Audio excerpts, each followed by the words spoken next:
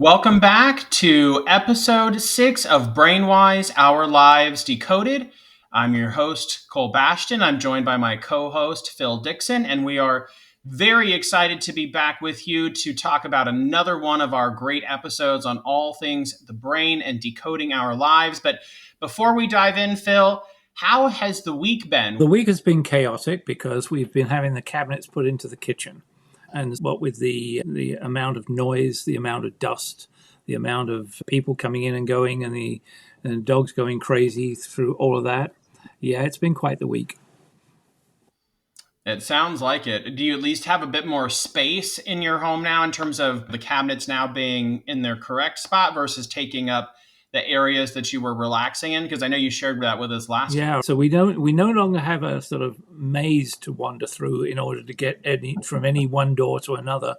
Yeah, so it does seem like there's wide open spaces now, but some of the cabinetry still hasn't been put in place, and so it does look a little bit like a bomb dropped in there. Yeah, it's the sausage making process before you get to the end, I assume. Yes, indeed. But I'm looking forward to the sausage, eggs, and bacon at the end. Yeah, exactly. That'll be cooked on the new stove.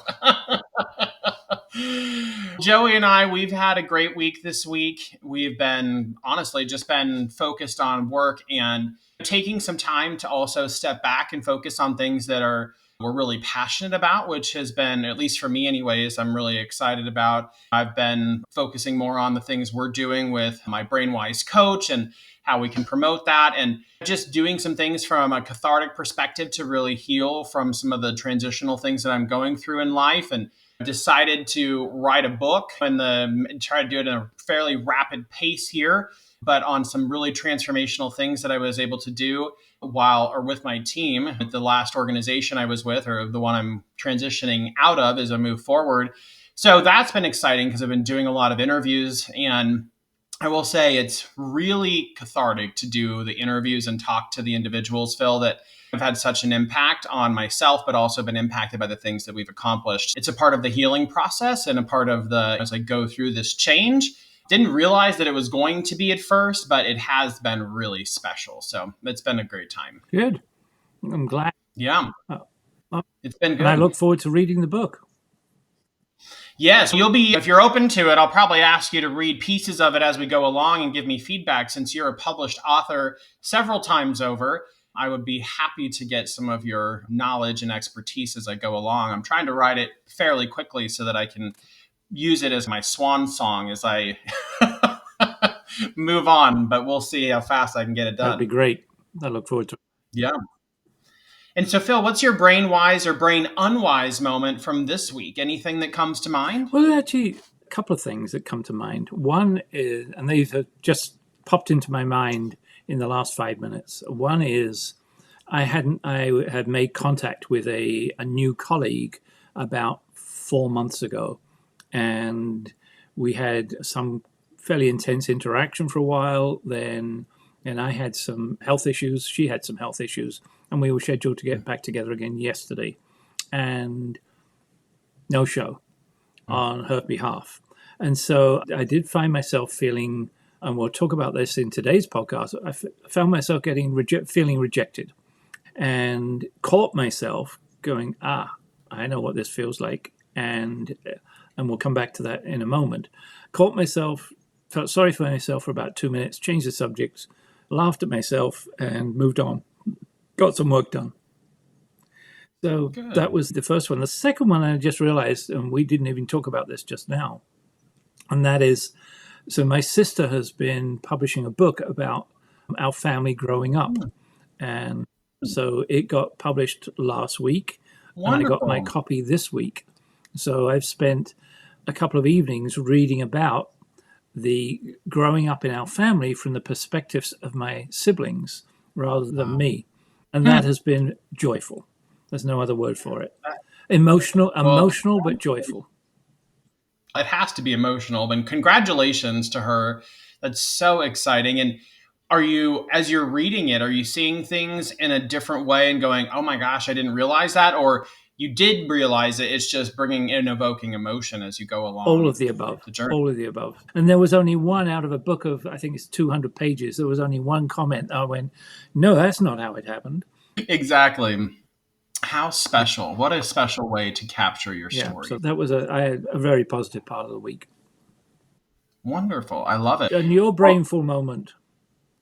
Yes, my moment this week was probably actually as I was just describing it. I really probably have two things, but we've been working on my BrainWise coach and really commercializing some things that you've done for many years and bringing it into kind of AI space. And so I went down a rabbit hole where I could have probably used asked some questions or reached out to someone who has a bit more knowledge about it to help me not go down the rabbit hole and spend as much time as I did trying to do something that I'm not as skilled at as someone else is, possibly, but also had a little bit of fun along the way as I was learning more about Power Automate and how to use it to build apps. So that was my unwise moment. But then my brain wise moment, which was not even intentional, but just happened, are these interviews that I've been doing with folks at the organization that I'm at and writing a book on. It's been extremely healing and cathartic through that experience. And so that's helping me to heal as I move on to the next phase of my career, which is I'm very excited about what that looks like.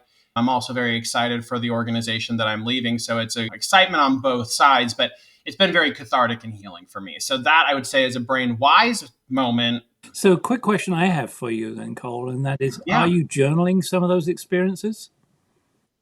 I should. I probably would do better if I could, which I'm sure it's better to write things down like physically because then there's a connection to remembering. But if I could, I might start doing a voice journal because I talk so much anyways that I'll plead the Fifth Amendment on that. Never at a loss for words. And I talk so fast sometimes I have to remind myself to slow down. But that's a really good thought. I'm going to do that. Thank you. Because I think it would be useful for you. And as we're putting things together on how people change and the traps we fall into and this, that, and the other, it would be, I think, really useful for us. You're going through it firsthand at the minute. Right. No, it's perfect. Yeah, I'm going to start doing that. And then I'll put them in our my BrainWise coach folder. Yeah, so that way we have access. Perfect. No, that's an excellent thought. Thank you.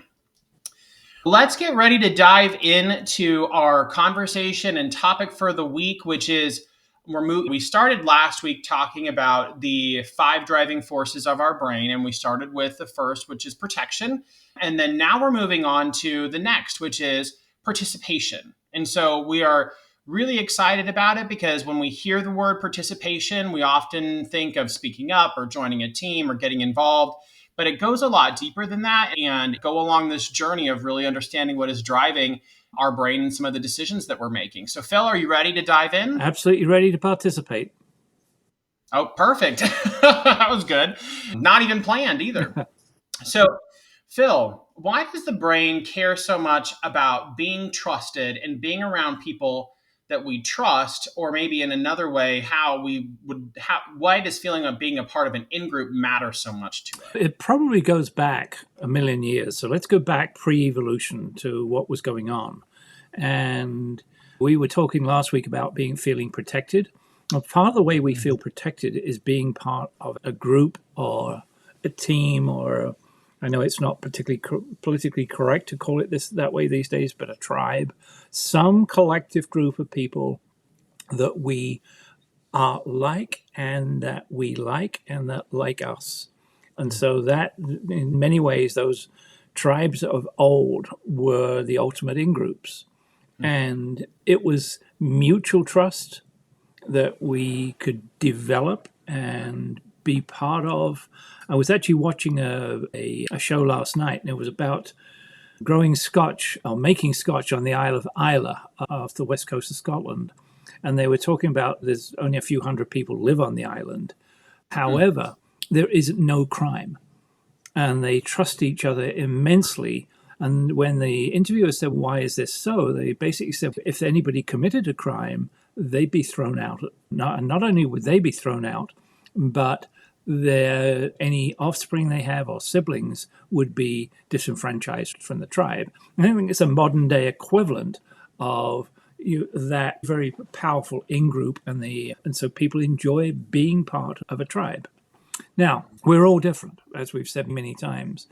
Some Right. people need those relationships in a tribe, so much so that they're almost disabled if they're not working with a group. Whereas other people are just fine working on their own. They don't need to be in that tribe. But my contention would be that they've probably got another tribe that they go to. It may be a professional tribe, it may be a different social tribe. We've all tend to have a group that we resort back to when we want some fulfillment. It reminds me, we talked a little bit about trust over a couple of podcasts here, Phil, is especially being in the group, being a part of the tribe, and really being accepted. And then trust is really the foundation of safety. And when we trust someone or we feel trusted, we're probably better able to relax, contribute, and be seen. But when it's missing, we're on high alert and reading every signal as potential threat, would be probably another way to think about it. Yeah, and maybe we just talked about this last week, I can't remember, but our brains, when we meet someone strange, we treat that person as a foe, as an enemy. Because, again, going back, if somebody strange arrived into our tribe, they probably weren't there to come and ask for a cup of sugar. They were probably there with malintent of some sort. And so, therefore, we treated them as such, and we went on to high alert. Our amygdala was all over the map saying we were in danger. Once we find and so we've got a certain circuitry that deals with that. Once we find that we've got something in common with that other person, the circuitry that's used actually changes in the brain to that of friend or a person that we're associated with or can become part of our tribe. So we actually switch circuitry in the brain when we find something in common. And that's another reason why typically when those tribes had something in common. Yeah, it totally makes sense. And Phil, on the opposite side, what happens in the brain when we're excluded from a group or feel socially rejected?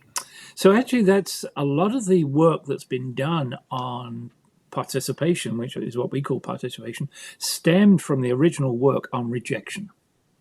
And the work was done by a couple of scientists out of Los Angeles, and I think they published in about 2007, 2006. So this is only about 20 years old. And what they found was, and I could tell you about the experiment, but what they found was that rejection actually what first caused our understanding that physical pain is treated the same as social pain by the brain. So rejection actually hurts in the same way that physical pain hurts. The big difference is that physical pain goes away. Social pain or emotional pain stays there.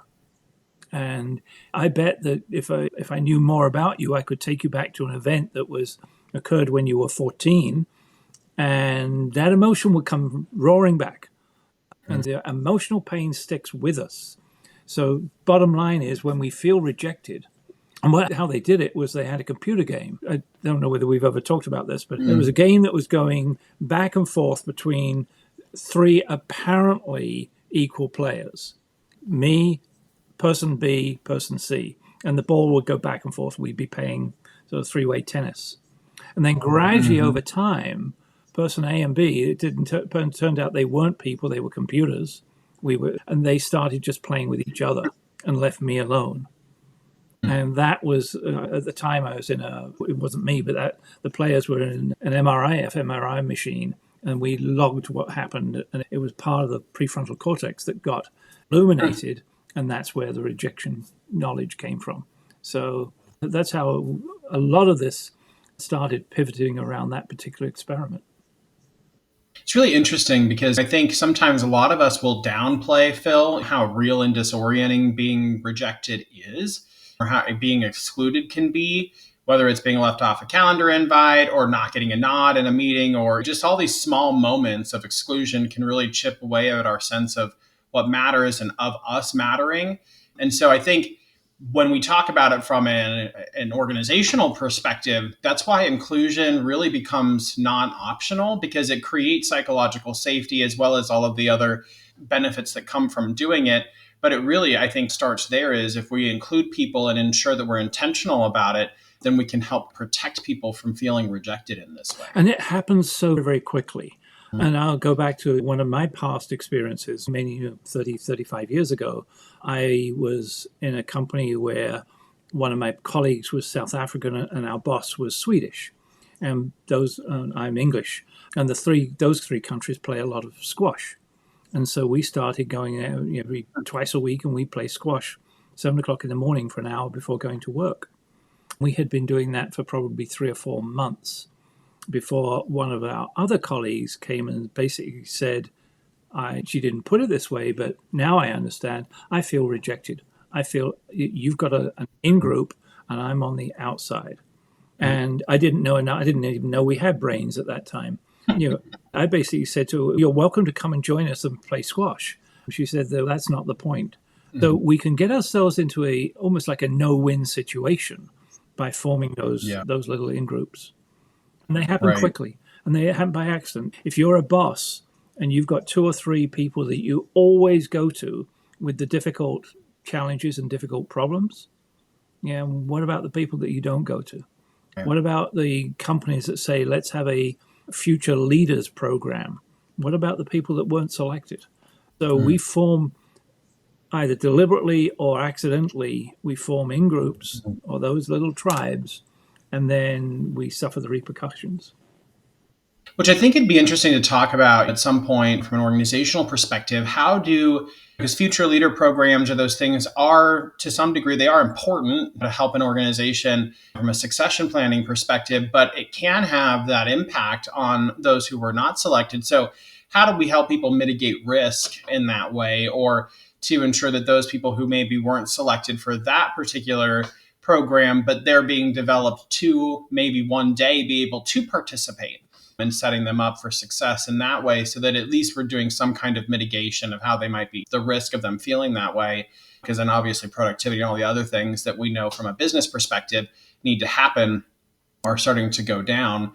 And I also think one of the things that kind of just sparked in my mind as you were talking about this is, I think it sometimes probably shows up in marriage too, where you want to be invited to, I think sometimes in marriage, you're assuming that, okay, I'm a part of this, and we were two have become one now. And there's this kind of, you're always this forever plus one. But it also is nice to be invited or to say, hey, we're going to do this together, rather than just assuming that that's the case and talking about the event or whatever it is as an individual that's bringing your spouse. It's, we are doing this because it creates a feeling of inclusion. I know for me, that type of word choice is usually really important to me, because it does put me in a state of threat or feeling not included when those things are not said.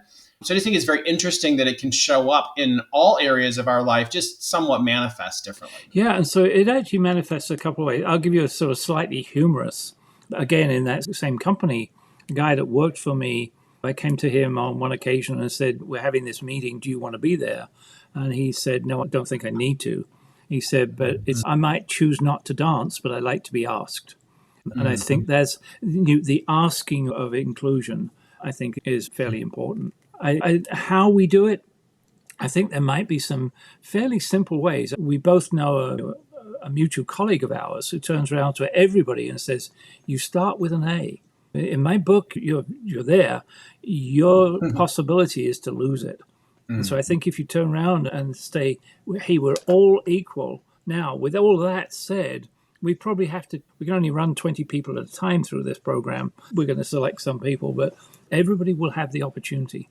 Yeah, and I think it's about, especially in that Future Leaders Program example, it's ensuring that those who maybe are not selected at that time recognize there's an opportunity for the future, but then they're given things that help them prepare to become selected in the future. So they're not just left to be stagnant in their development. They're just doing something different than maybe someone else might be doing that is preparing them. So they see this process as a more of a growth cycle or a growth journey versus the end destination. And, oh, I've made it. There's all these other things that are happening along that journey. And I think that takes us into the whole role of leadership and management. If you've got the honor, if you like, of being someone's leader, then part of that is to help them grow and help them develop to the, I hate to use the best that they can be, but you've got an implicit task to help everyone grow. And I think a lot of leaders Right. forget that. And that's part of our responsibility when you have the honor of being selected to do. Phil, an interesting twist to this, because we were just talking about being rejected, wanting to be a part of the group, trust, all of those things. But the twist is we also want to stand out. So how does that need to differentiate ourselves fit with our need to belong? Yeah, I don't know whether we fully know the answer to that, but we do know that it's a dynamic that occurs for a lot of people. I'm one of them. Yeah, I like to be not considered the same as everybody else. And we all have that to some degree. We want to be part of the group, but we want to differentiate ourselves from that part of that group. And that differentiation means that we want to have our voice heard, even though it may be different to the group. We want to be acknowledged the fact that we've got a different viewpoint, but not put down for that. And that starts taking us all into the whole diversity field. I'm not going to go into it at the moment, but I think we need to address it in one of these podcasts. Right. But it manifests itself in lots and lots of different ways. And I find myself, I'm 75 years old now, and as I look back, there have been many occasions when I have chosen to do something, and when asked why I did it that way, it's because everybody else was doing it a different way. And I was going to be the one. Now, the advantage of that is that if you look at it from an evolutionary point of view, we had to have people that were willing to go into the forest and find out if there was any more food that we hadn't discovered yet. And becoming different to the group does mean that you put yourself out and probably put yourself both in physical danger and psychological danger. If nobody did that, then the group was probably pretty static. It leads us into the whole realm of curiosity. If you look at from a brain perspective, from an evolutionary point of view, curiosity is a dangerous thing. But if you weren't curious about whether that field had something extra in it, or you could eat that toadstool or mushroom or whatever it might be, I'm not suggesting anybody go and eat toadstools, by the way. But if somebody wasn't curious, didn't actually do things different from the group, then the group didn't grow.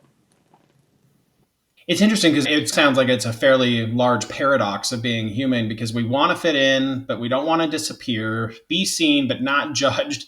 And I think, especially at work or just even in our social setting, I think the trick is finding environments that let us belong because of our uniqueness, not in spite of it. And then maybe that allows us as individuals to have the feeling of being in the in group, being socially accepted, but still being seen and valued for the uniqueness that we bring to that experience. Yeah. And you mentioned marriage earlier on, and there's a paradox comes into marriage. I want to be part of the union, but I also want to be able to do what I'm passionate about rather than what we have to be passionate about. And I think giving ourselves the grace to understand that just because we're in the marriage doesn't mean that we've got to be identical to each other. Right. Exactly. You still have to have your own self-identity in marriage, but then you're supporting each other's goals and dreams and going along that journey as a couple. Right. It's very interesting. It's I think a lesson that most people learn over the course of being married. It'd be nice if we could learn it prior, but I think a lot of things are learned by trial by fire in some ways, probably. Unfortunately, yes. And some of us are just slow learners, like me. I don't know about that, Phil. You seem to be a pretty fast learner. Phil, what's the upside and maybe the risk of being the one who challenges or stands apart from the group? The upside is breakthrough. There's all sorts of research been done on what I'll call groupthink, that when you're part of that whole process, that let's look at the other way. It can become very difficult to stand out and say, no, that the sky is blue when everybody else is saying the sky is green. And there comes a point in time when if sufficient people say something is green and you know it's blue, you still won't stand up and go, it's blue. The upside is we get some new ideas, we get some breakthrough ideas, we get the group to think in maybe a different direction, which might be, if you go back, it might have been around survival. The downside is it can feel horrible. You can feel rejected, and sometimes you are. I hate to become at all political in this conversation, but if you look at what's going on around us at the moment, for many of us, we're going, no, this is not. There's something wrong here, and yet, and I know in Australia they call it the tall poppy syndrome. If one poppy grows higher than all the rest, then that poppy is going to be the first one that's cut off. It's interesting because it's one of the things that obviously it's necessary, but then probably why people dissent or why people choose to always be an opposite. If we look at it from how it serves us well versus how maybe it doesn't serve us well, I think finding our why versus you're always playing the devil's advocate, because I've had someone in my work life who did that always just played the devil's advocate, would ask these questions, but it wasn't the why behind it was oftentimes not understood from their point of view. And in some points, quite honestly, the person probably should have just not said something because they were really trying to be more antagonistic than they were trying to be helpful. But there are times when it is necessary to do that and explaining or understanding why you are giving pushback or why it's being necessary, understanding that there's obviously mutual trust here so that you can become a catalyst for change, but not just being an intentional disruptor. And that's a really good point, because the ability to think out of the box can be a double-edged sword, because we're all encouraged, quotes, to think out of the box. But if you think out of the box at the beginning of a team process, that's honored. Right. But if the teams were about to reach a decision and then you think out of a box and just throw in something, it feels like throwing a hand grenade in at the last moment. Right. So exactly. And why you play devil's advocate. And I think it's probably worth spending a couple of minutes on that, because devil's advocacy in a team can be really good news and it can be really bad news, because it can be very disruptive. It can actually dissolve psychological safety fairly quickly. So what we recommend in team, if there was such a thing as a team brain, what we recommend is to be very clear about why you're doing it. And so there's a technique in problem solving using this. It's called the red team, green team, where you deliberately you've had the conversations about what's going on, and you deliberately say to one group, you're going to be the green team. You're going to propose why this is going to be the best thing since sliced bread. And then you say to the other group, your job is to come up with all the reasons why it might not work. But you don't do it at the beginning. And so you compartmentalize both who does it and the time in which they do it. And so that's one way of actually leveraging the fact that we can think out of the box. We want to be different. We want to come up with new ideas, but we don't want to disrupt the team process.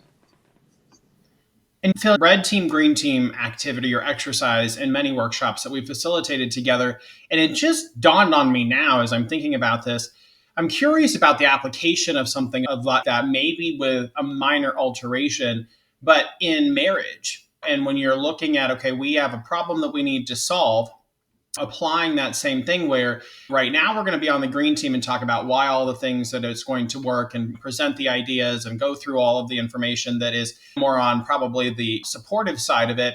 But then we're also going to create this space where now we're the red team and let's now come up with all the reasons why it might not work. And then because it becomes less about having opposition towards each other and it's more focused on the problem as a team.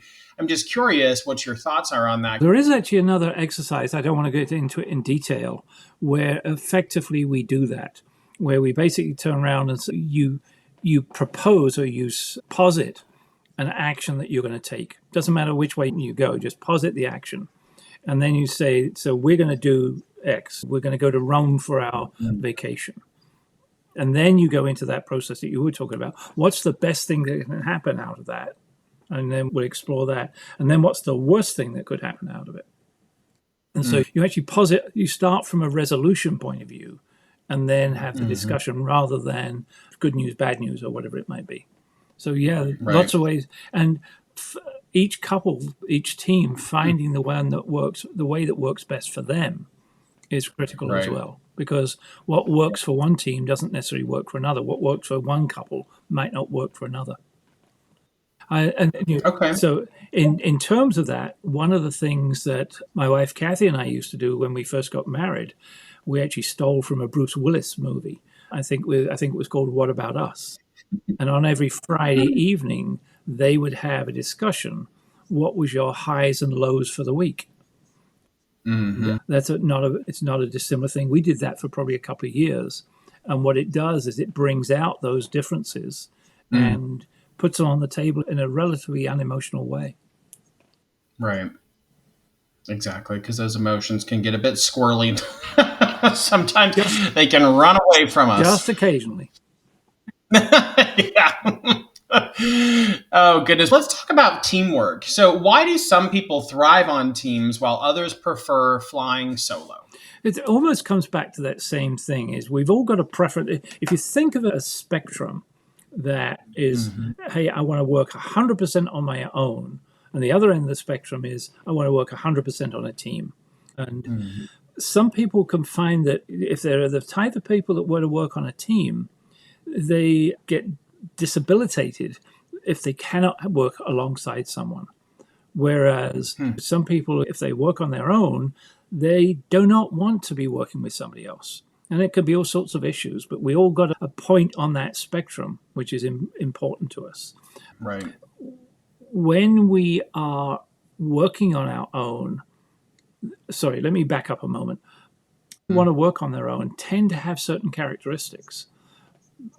More often than not, you'll find that people who want to work on their own are introverted, and their brains are such that when we talked about stress, we talked about the stress curve. And for introverted people, their brains have got a set point further up the curve than extroverted people. And so extroversion people need that extra stimulus to be able to work successfully on a team. Introverted people already got that stimulus. If you give them extra stimulus, you're going to take them over the top of the curve.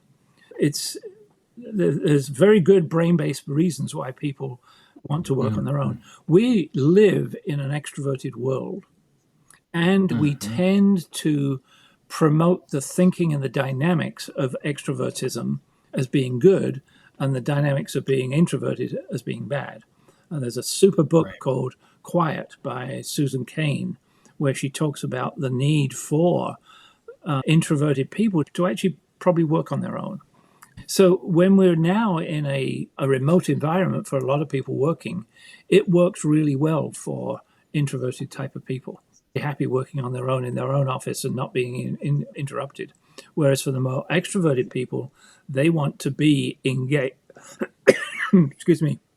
They want to be engaged with other people, and they very often there's another dynamic called wanting to know what's going on.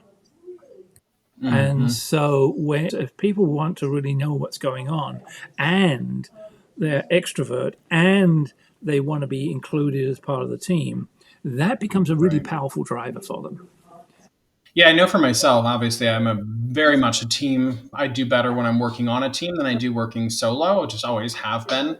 It gives me additional stimulus, and I'm a fairly extroverted person. But it's interesting because in society, we do certainly, to some degree, I think, demonstrate this value of extroversion over introversion, which is not even remotely true at all. And I've always taught that extroversion and introversion can also be just the way in which you recharge your batteries. And introverts don't want to always just be alone either. No. It's that they would prefer to be around those two or three or their small group of people that they really care about and that they really know well versus being in a large group of people that they really don't know anybody.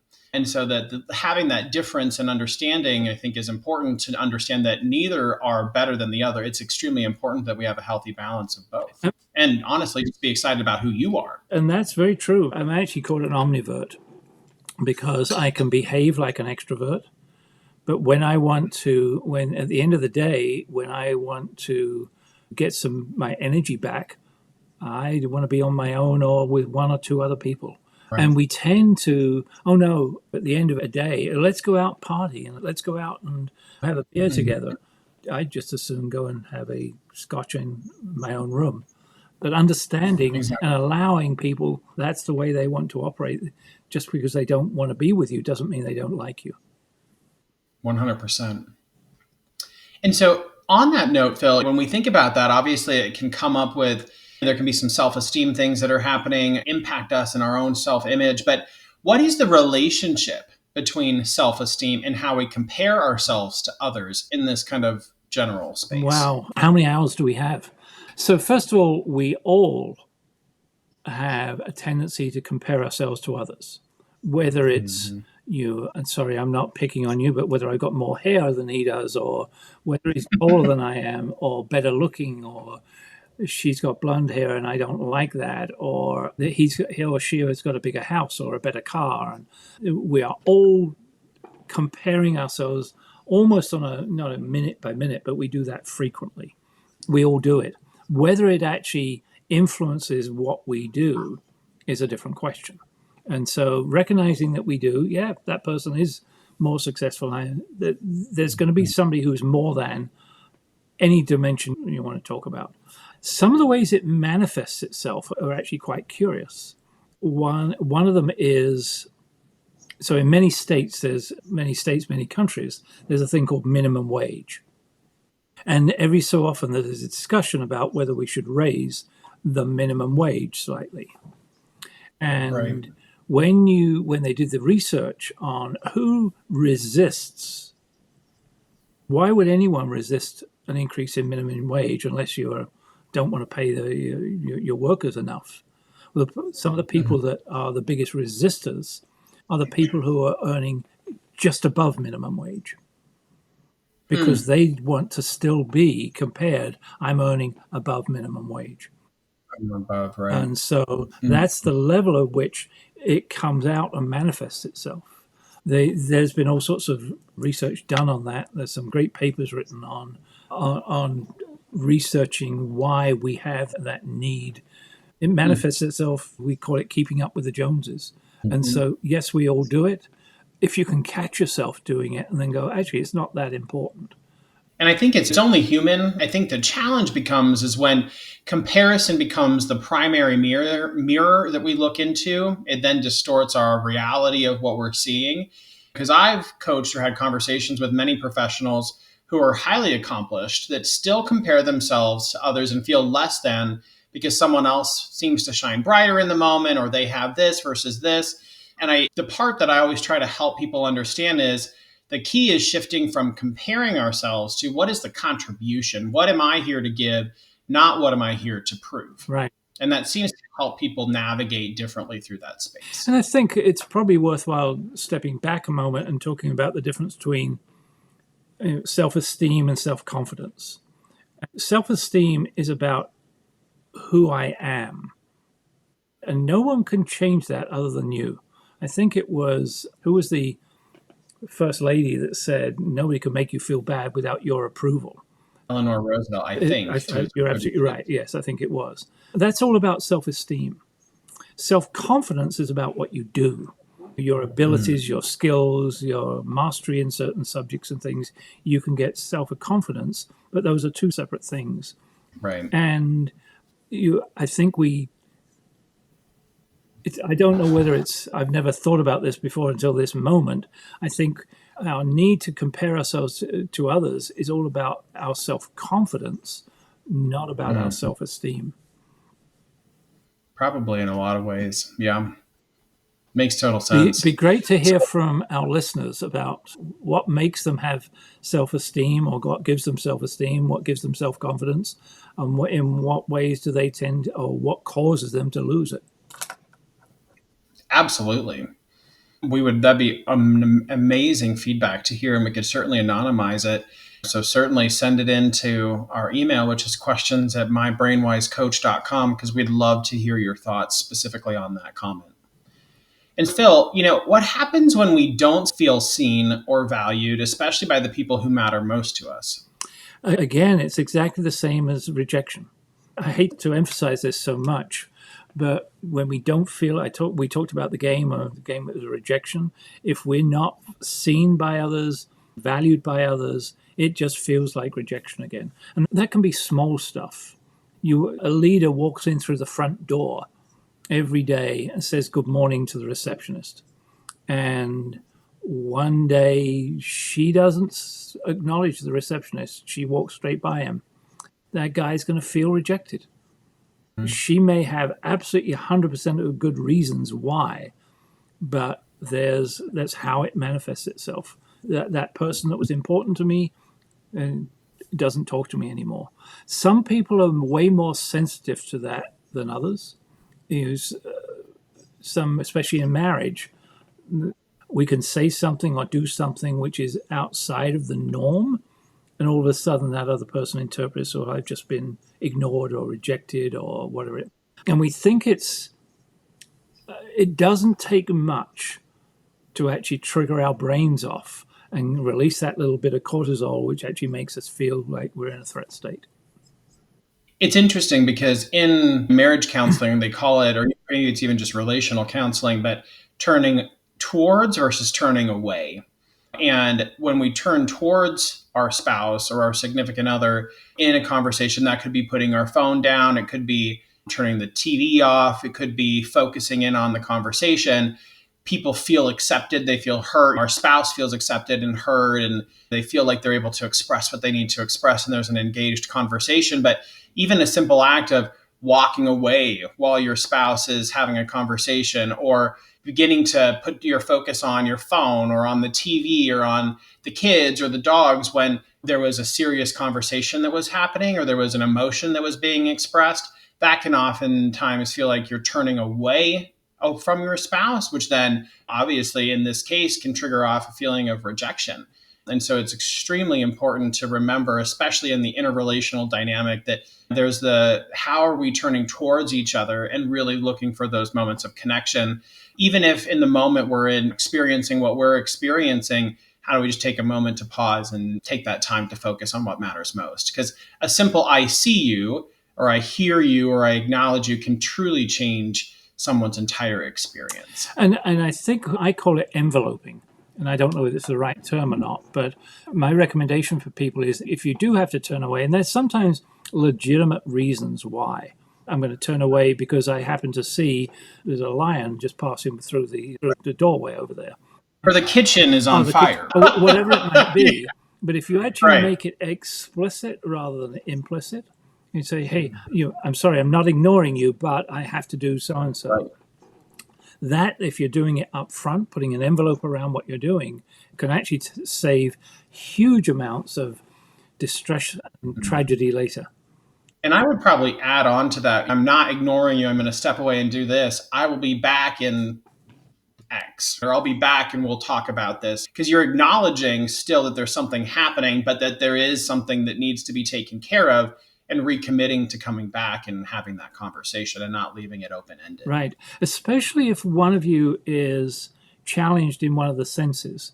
If, for example, one of you does not have perfect hearing and the other one hears the doorbell, rather than just walk and answering the door, making it say, hey, the doorbell just rang, I'll be right back. All those type of things. And probably agreeing on the front end when you're getting into your relationship, or even now as you're in there, having that discussion very intentionally saying, if we need to do this, let's use this as our tool, versus you just start acting on it, because then it could still seem somewhat, the other person might not know exactly what's happening because it's a change in the dynamic.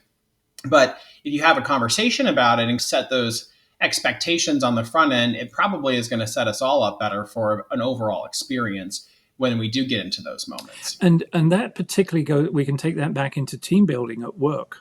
When a team is first forming, then establishing I call the rules of engagement, ground rules, whatever you want to call them, then establishing what it is you're going to do. If somebody's phone rings when you're in a team meeting, is it allowable to answer or not? And so coming up with those type of rules in advance can save huge amounts of dissatisfaction and dilution of psychological safety, basically. Right. Which we have, as we've talked about, is extremely important in the team dynamic or in the relationship. So Phil, another thing that I was thinking about is why do so many of us seek power influence even when we say we don't, or we're not interested, or that's not really our cup of tea, but we might actually be seeking it out? Why is that? Another big question. So, power and status. It's linked to that previous one. Is we compare ourselves to others, and we like to be in control of our lives, and so power will often give us control, and that's more about prediction. And we can talk about that in the next session. But power also gives us the ability to direct what's going on in the relationship and be in control of the relationship. It can give us the ability to influence other people. If you give me a uniform, then Mm-hmm. I automatically have a level of power and authority which is implicit in our non-conscious brain. Again, we can talk about what's going on in most of the conversations that you and I have are based upon, I'll call it the normal brain. I'm not sure whether there is such a Mm-hmm. thing, but there are. But if you have people around that have high narcissistic needs, then that's a whole different conversation that we'd be having. Totally. There is a school of thought that basically says people want people want to beat other people. And part of that is I want to win. I want to prove myself that I'm better than. Go back to the previous Mm-hmm. conversation. But we also want to be liked. We want to be part of the group. And beating somebody else and being better than them and wanting to be part of the group is a tough road to hoe when they're both together. Wanting to exhibit power can be difficult sometimes. We talked about devil's advocacy. That can be another reason Mm-hmm. why somebody wants to exhibit power by controlling the moment right there. If you have somebody on your team who is a devil's advocate and they're throwing it in all the time, honor the fact that they're good at it and say, but what we'd like you to do is every time you've got an issue with what's going on, please write it down. And then we're going to allow Right. 10 minutes at the end for all of your objections to be addressed. And Mhm. that's another way of doing it. Exactly. It still acknowledges what they're wanting to accomplish and their need for being able to propose the alternatives, but then it's not disrupting the overall conversation flow. So both needs are being met in the moment because the devil's advocate may be triggering off threats for other people, and you can't suck up all the oxygen in the room. There has to be a healthy balance of that Right. discussion. Phil, one of the other lesser talked about facets of participation is benevolence or altruism or whatever word you might want to fill in the blank there. Why does it feel so good to us, or do we know why it feels so good to help others? Somebody else may know exactly why. I don't. I haven't looked at that aspect for probably 10 years now. We do know it's part of the human condition. We do Mm. know that doing things for other people makes us feel good. There's a little release of dopamine that happens in the brain. It makes us feel good. When I talked about this some other time, the giving your contribution can actually feel good, especially if it wasn't called for. If we weren't altruistic and benevolent, Wikipedia probably wouldn't exist because it came about as a result of people just wanting to put the good stuff out there and the right stuff.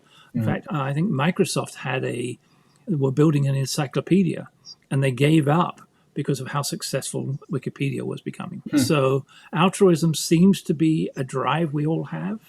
It feels good. In fact, the anticipation of giving is actually almost as exciting as receiving.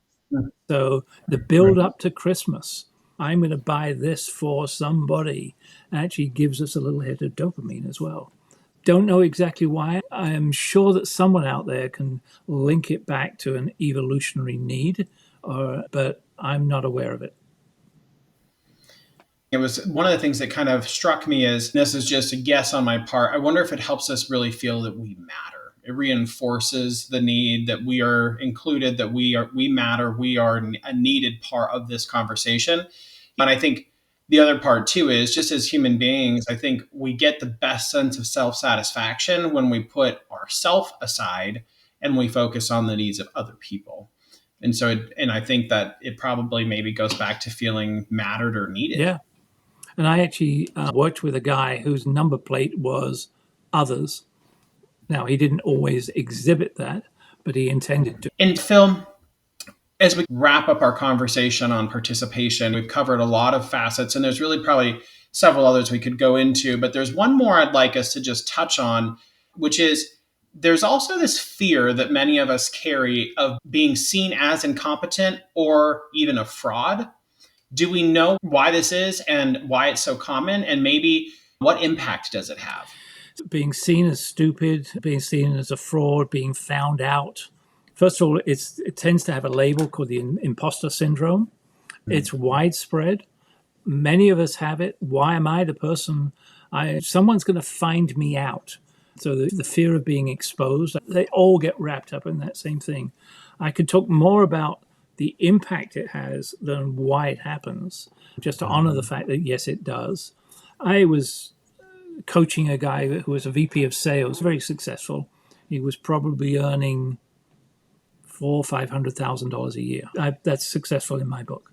And when we did his brain profile, his number one and number two came up as fear of being thought of as an imposter and being as a fraud. Number one and two, they drove him. And the impact it had, even though he was one of the smartest guys I know in that arena, he would always be the last person to speak in the room because he didn't want to be wrong. He didn't want to be found out that he didn't know. And that was his biggest driver. And most of us, I can give you another example, and that was a friend of mine was dating Miss Hawaii.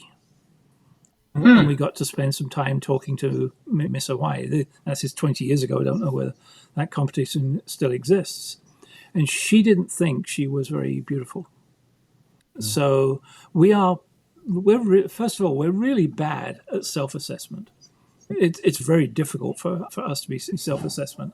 And therefore, we tend not to be good at saying, am I one of the best in my field at this? So we tend to we tend to hold a negative view of ourselves. Do you have an inner judge that slaps you around occasionally? Quite often, sometimes, depending on the day. All of us do. Not all of us, but many of us do. Don't know the answer, has huge impact. 9 times out of 10, the person that has that, there is a bias. I think it's called the Dunning-Kruger bias, which basically says the less you know about a subject, the more you're going to claim, and the more you know, the less you're going to claim. Wow. And the people that actually put themselves into a position where they claim that they know something and they don't, and they suffer from the imposter syndrome, that's going to be an internal difficult to live with.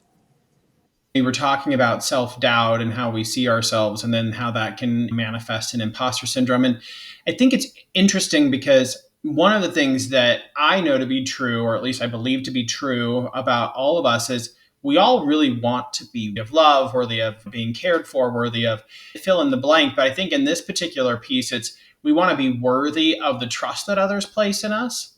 But if we fear looking stupid, which keeps us quiet, we're going to rob others of our voice or our perspective. And courage isn't the absence of self-doubt. It's choosing to show up anyway. And so how can we put the self-doubt aside, knowing that it may be being driven from wanting to be worthy of trust in others, and just realize that the trust that's in us, it isn't always associated with whatever it is we might be doubting ourselves on. That's a good way of putting it. So Phil, as we wrap up our conversation today on all things participation as one of our driving forces of the brain, how would you like to summarize what we've talked about before we give our listeners 96 reflection questions? It's gone up from last week. It's gone up. Just each week we're going to go up one. Good. How to wrap it up? First of all, think about how much you need to be on the spectrum of being with other people or being on your own. There's no right or wrong. Just where is your set point and where is your optimal point to work? I think that's probably the most important. How important is it? Where do you need to be in terms of it being a part of that group, if you like? And what do you need to do to differentiate yourself? It's a sort of balancing act. And I think probably one of the things that's coming through to me is in this conversation, there's lots of balancing acts. There's no right or wrong. Right. It's not either or, it's both and making your own assessments of what's important to you, I think, about being with other people is where it's at, as they say. And is that how, from a perspective of how people can use this to decode their life, is that the same advice or same information that you would give them in that, stated in that way? Yeah. What works for you? We can come up with all sorts of things about that we've seen work, but we're always, if we're doing that, we're always talking about an average. And any one person is probably not on the average. So where Right. are you on any given thing? And what we will talk about at some point in time is none of us is a cohesive personality. And so we all behave differently on a 5 o'clock on a Friday afternoon than we would 9 o'clock on a Monday morning. We've got different capabilities, dynamics, etc. And so Right. where you are at 9 o'clock on a Monday morning might be you've got an extrovert part of you, but on 5 o'clock, your brain is tired and you just want to be on your own with a glass of scotch or whatever it might be. And Right. so again, it's not just where you are in any given dynamic, but also is there a different part of your personality that reacts differently? Absolutely. And just full self-disclosure, I know at least 7 sub-personalities that I have. So I'm sure we all have. I'm sure I have quite a few. As we go do another deep dive into that, it might be a little bit scary. it's only scary if you think of who said everything you want is the other side of fear. Oh yeah, I've accepted who all of the different ones that are there. I just have to put names to them. There we go. For sure, but can be a little daunting when you think about it because we all do show up differently based off of what experiences might be happening, how tired we are, how we're feeling. There's a variety of things that can influence that. And as you are, from a listener perspective, as you're reflecting this week and over the next couple of weeks on what we've talked about today in relation to participation, here are some of our reflection questions that we have for you. There's just a few this week. Obviously, we're not saying to go through and use all of them, but just pick the one or two that most stand out to you to help you begin to think through what does this really mean for you as you've been listening. Where do you feel most trusted and where do you feel you're still earning it? Are you showing up more to belong or to stand out? Who in your life might need more recognition, care, or inclusion? When was the last time you helped someone purely because it felt right? And where are you holding back because you're afraid of being found out or getting it wrong?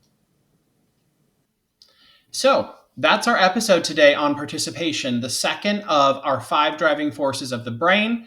It's been a great time as always as we've gone through the context and color of all things participation in today's conversation. And so if you have any questions or comments or thoughts as you were listening to our commentary today, as always, please send them in to questions@mybrainwisecoach.com. We'd love to hear from you. And follow, subscribe, share this podcast and our social pages with anyone that you feel might need it, those at work, in your personal life. It's great to help us share the message. So with that, until then, stay curious, stay compassionate, and thank you for joining us on episode 6 of BrainWise, Our Lives Decoded.